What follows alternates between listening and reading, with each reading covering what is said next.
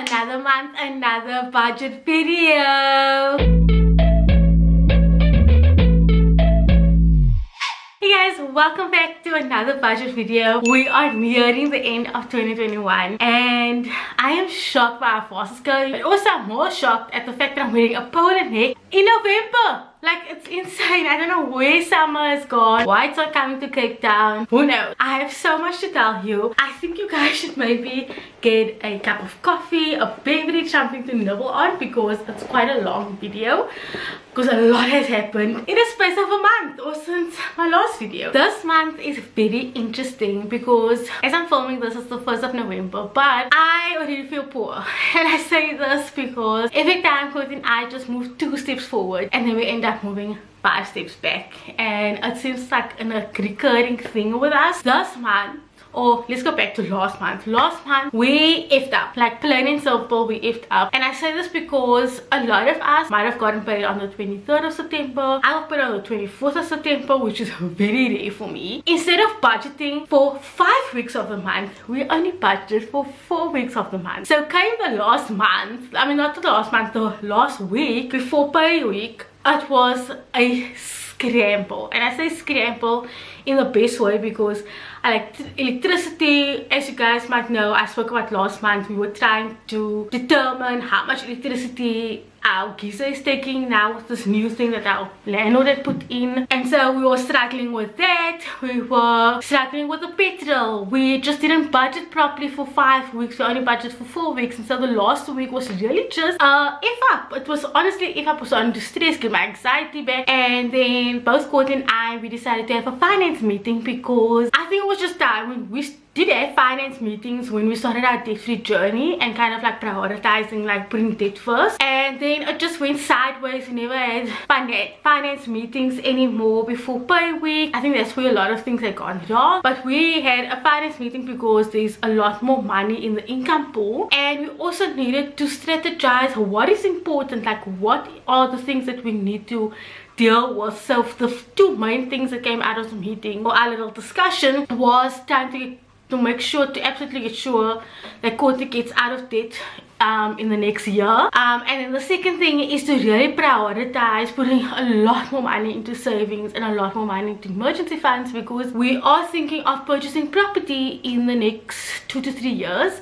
And I've been doing quite a bit of research here and there about like what you should do in the market, what questions you should be asking, what are things that will reduce my bond payment, like negotiating with the bank with a low interest rate, or making sure that you put a deposit down because it will significantly reduce your bond repayments. And so we're trying to make sure that we can have like a significant amount of money to put a down deposit for whatever it is that we purchase in the next few years. So for us, that's like a real priority, and I think it's really good to have these finance meetings or talks with either yourself or with a significant other or your family, because often families play a big part in the way your finances are allocated or used. So it's good to have open discussions about money. I wish we had open discussions about money in my household, but again, each to their own. So that was one of the things that we really tried to prioritize. And then for this month, like I mentioned, our income pool was a lot bigger, and it is gonna be a lot bigger because I got a 10% increase from my full-time job. I usually have a performance review every year, and so mine was just before pay week. Yeah, it was the 15th of October, something like that, and they give me a 10% increase, so my income has significantly gone up. And then with my second job, I obviously told you guys last month that I got a 10% increase as well. But if you want to understand more about my tax situation, you can go and watch that video here, I'll put it below. With my second job, I had to take off 26% tax, and let me tell you, that is a crap load of tax to take off, especially when I earn below a certain threshold, and that threshold I actually get a tax rebate. So it's like a weird situation, and I decided that I actually want to lower my tax count this month to 18%. So I'm still paying tax, I'm just paying less tax. Now whether it's gonna shit me in the ass, I don't know. Both Courtney and I said, look, let's give it a trial run with me still paying 18% on my second job's income, and come the next tax return we will see whether it's a big amount I need to pay, if it's a tiny amount. We just need to make sure that we got sufficient enough money to pay whatever the shortfall is. You just said I hope I don't cry, because when I got into my whole tax saga, I mean I cried. It was a lot of money. I mean 40,000 rand in tax I had to pay back, so it's quite a big amount. So with that being said, this month I've gotten a little more because I'm paying less tax. Obviously the income pool has expanded a little bit, and then also Courtney got a little bit of more money because he worked quite a bit of overtime. So like I said, there was a lot of money coming in, and I didn't want us to squander our money on frivolous things. I really wanted us to have a plan, and because my new income is an every month thing versus Courtney who just gets an overtime here or there, whatever, I decided that increase should not be part of my Excel spreadsheet.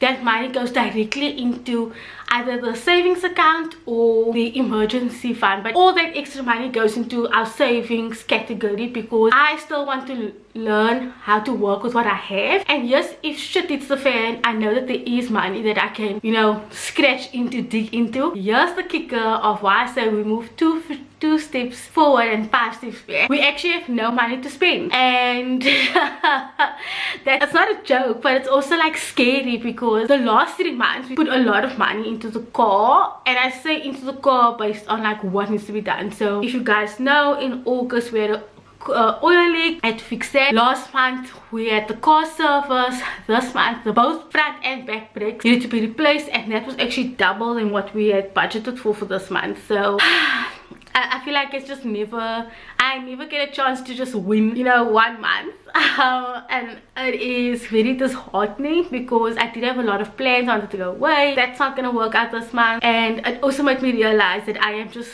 done with second-hand cars. This is gonna be the last second-hand car that we are going to purchase, God willing. But I am done. I think once we get completely out of debt, I want to get either a not a second-hand car, but like a pre-owned car. I don't want something that's out of the box. Maybe an out of the box car would be great because then I know it will last us a lot longer. But I think I think both Gordon and I are just done with second-hand cars. We've only had second-hand cars, and I'm sick of it. I'm tired of. So with that being said, recurring expenses is hell, and I say hell in the best way possible. Not even the best way possible. So food, constant struggle. Petrol is going to kill us this month because it's going up by R1.21. Like, and I already mentioned that petrol is becoming on par with my rent because Courtney worked on the other side of the world, and so it's a struggle. So it's an hour there, an hour back, and we actually fill up every 4 to 5 days. So you can imagine what my petrol bill is going to look like come this month. Electricity, we decided to make it 700 rand. It used to be 500 rand, and now it's 700 rand.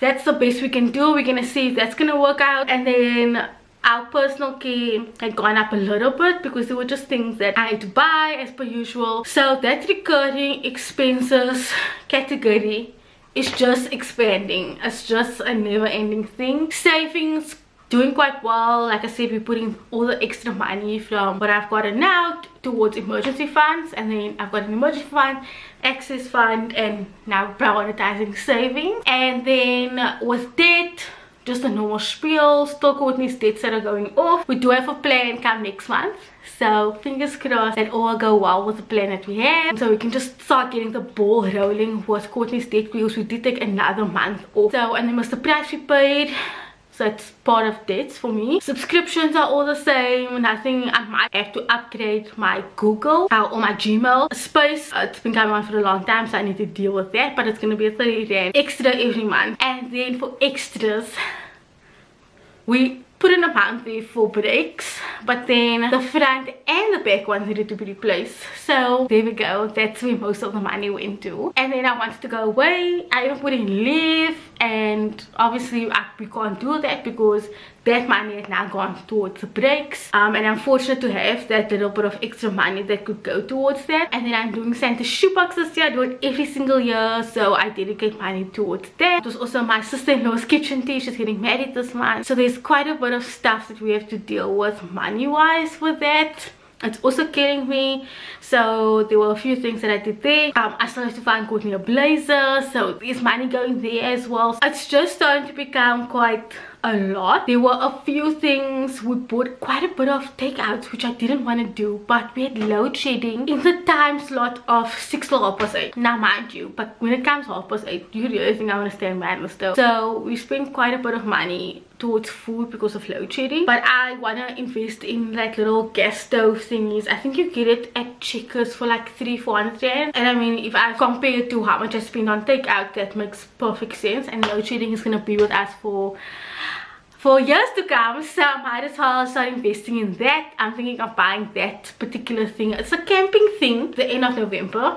It's not a priority right now, but yeah, that's just, and there were bits and pieces that we had purchased throughout the month. That's all that I have in terms of finances. I will link below an article that was on Business Tech, and it just gives me insight into what's going on in South Africa and the world. But there was a really good article about how much you should be saving towards retirement, and I think it's really cool. It's got graphs, something to look at, something to think about, because a lot of us don't prioritize retirement enough. I think it's a cool article for you guys to read and to get some insight into it, so I'll link it below. I hope you guys are still doing well with your finance journey and are prioritizing the things I need to prioritize. I think a finance meeting with yourself, your spouse, or family is a really good thing, because then you can tell them where all the money is going, what is sort of increasing. Like I said, petrol's going up, food's going up, electricity's going up, and you're just trying to keep your head above water, and you need everyone on board with you. But I hope you guys enjoyed this video, and I'll see you in my next one, which I hope is going to be the most exciting one for the plan that Courtney and I have. And I'll see you in the next one. Bye guys.